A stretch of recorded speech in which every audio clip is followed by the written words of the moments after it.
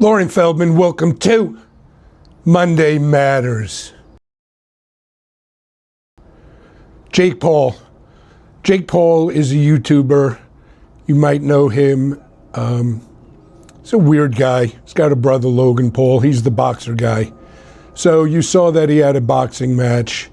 He got his ass kicked, broken jaw in 2 places. He made $92 million. The other guy who's, I guess, a world champ of some sort, big, huge guy, beat the shit out of him. He made $60 million. This is not okay. It's weird. It's all performative. It's all rigged. It's all fake. Boxing isn't even a real sport anymore. They let this Paul guy in and he bastardized the whole thing. $92 million. Come on. It's ridiculous. And people eat it up and it's rage bait. I mean, the guy can't box. He's a complete asshole. He makes tons of money. And we just sit and watch, I guess. And I don't know why. I didn't watch it. The only reason I know about it is the clips on TikTok and social media. It's weird, man. It's weird. I don't want to get like too, conspiracy theory guy or woo-woo guy or any of that, but it's all connected to society and Trump and all of this other craziness. It's like, just nothing's real. Nothing's real anymore. Even boxing. Something as stupid as boxing, which should be just 2 guys fighting. It's pretty simple. And even that's become weird and crazy. And we eat it up, and I don't know why. I don't understand it. I really don't. I don't get what's happening with anything these days, to be perfectly honest with you. It's just all so weird and crazy that this is what we've become. And just train wreck, cringe, spectacle society. And this Jake Paul thing is perfect. Yeah, he got his jaw smashed in and he needs 2 plates, I guess, in his jaw. Made $92 million. Most of you can't pay your rent or have trouble paying your rent, right? And if not you, you know some friends. And it's weird. I don't know how else to say it. It's just weird and doesn't make any sense to me. And there seems to be no justice and no sense of reality even. Very strange. It doesn't matter. Dave Chappelle. Dave Chappelle had yet another Netflix special, and it wasn't funny. Now, he's a great speaker, no question. Great orator. And he used to be really funny, but I don't find him funny anymore. He does social commentary, which I guess is okay, but I'm not interested in that. I don't want angst from Dave Chappelle. Remember when Dave Chappelle was all skinny and funny when he had his Chappelle show and I'm Rick James, bitch, and all of that craziness? That was funny. And there was some social commentary in his comedy always, right? No denying that. But in all of his specials lately, it's all just, actual lecturing. Occasional joke thrown in, but a lot of it is just, woe is me. And what happened to comedians, man? What happened to comedians? You go on stage, you don't talk to the audience, you tell jokes, you tell one-liners, you have timing, you do some physical stuff, you act funny. And I don't see that in comedy anymore. Who is funny? I just want jokes, man. I just want jokes and stories and not about politics. Now, I know, of course, comedy and politics have always gone together, and George Carlin and blah, blah, blah. I don't care, man. We have enough of that. Every comedian has a podcast where they're talking about politics or this or that, and none of them are just actually being funny. Does anyone know how to tell jokes anymore? And with the crowd work and that Matt Rife and just goofing along with the crowd, what happened to like Eddie Murphy? What happened to Rodney Dangerfield? What happened? Here's a comedian you need to look up, Kevin Meaney. He's dead. He was very, very funny and didn't talk about any of this stuff. Just talked about stories and weird stuff. And that's what I want out of comedy these days.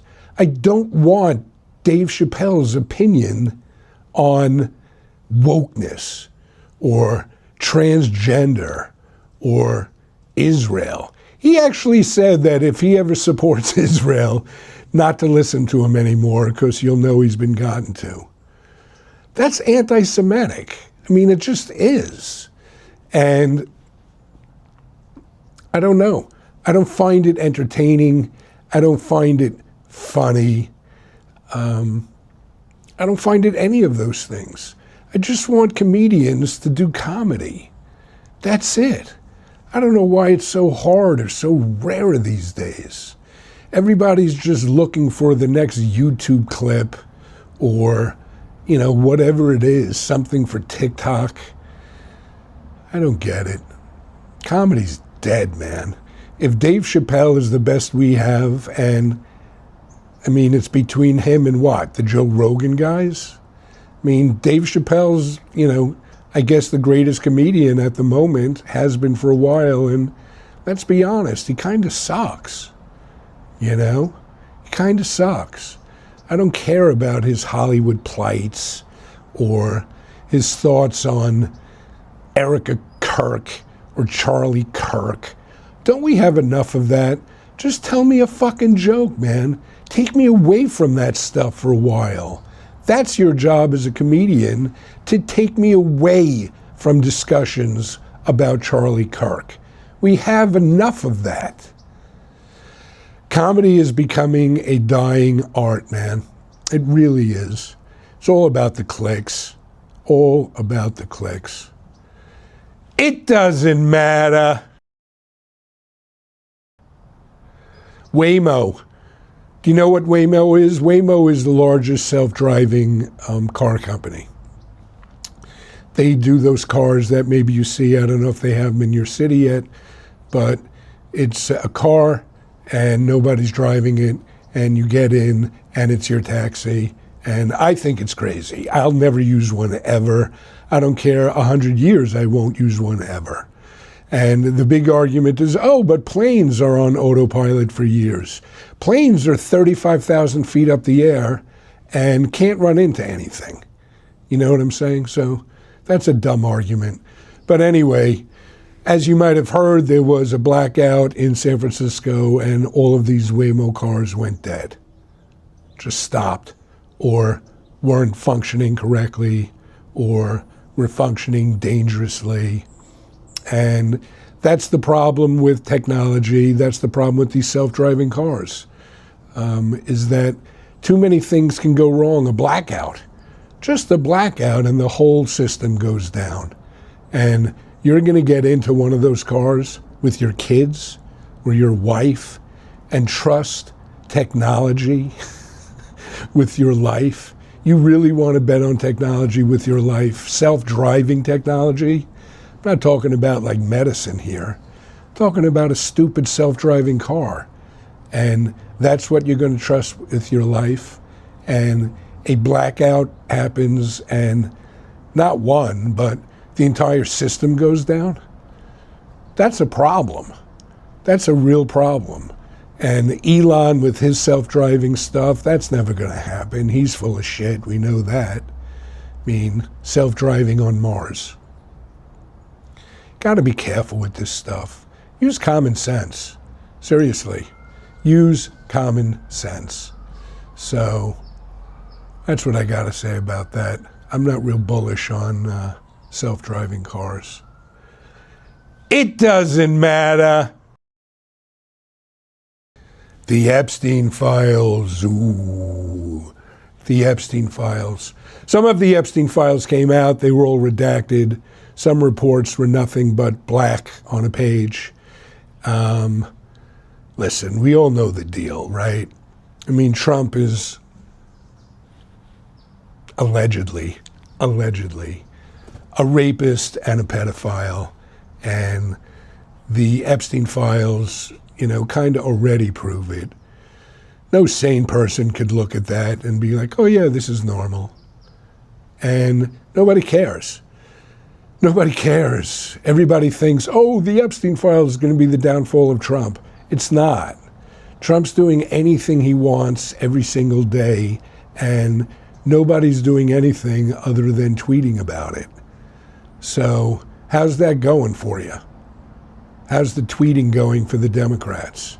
How's the tweeting going for the rule of law? The Epstein files make Watergate or the Panama Papers or anything that's ever come before it look like a coloring book. I mean, this is an unmitigated, degenerate, immoral, insane disaster. And it's just business as usual in America. And it blows my mind. It blows my mind. Nothing that can come out in the Epstein files is going to change a single mind of a Trump voter. Not a single mind. Not one Trump supporter will care. They'll come up with some excuse, and it is what it is. It is what it is. And now, I know that it's hard for some of us to understand. It's hard for me to understand. But I'm watching it with my own two eyes. I'd like to think I'm a reasonably intelligent person and kind of have my finger on the pulse of culture and society. And that's what I see. It's abominable.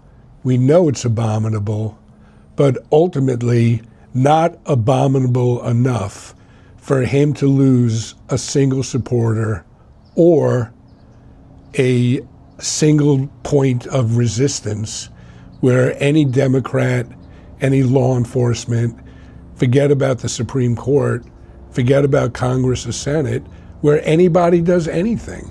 And that's the new reality we live in. That's just the new reality of the United States.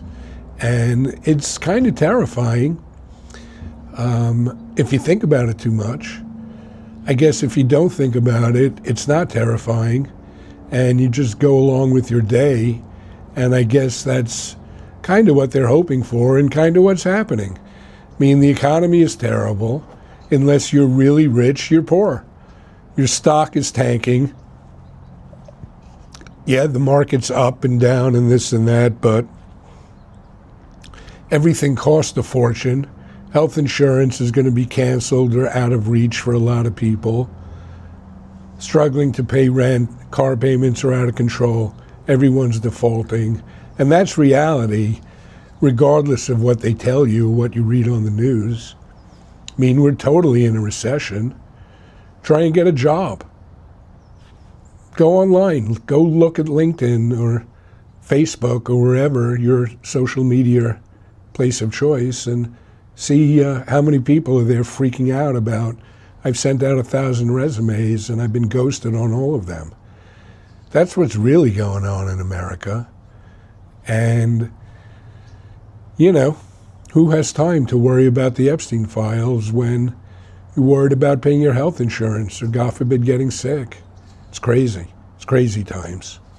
And that's kind of why I haven't been making videos. It's all just too crazy. I don't really want to get involved. But I figured, hey, why not? Let's do a Monday Matters. But ultimately, it doesn't matter. Lauren Feldman, laurenfeldman.com.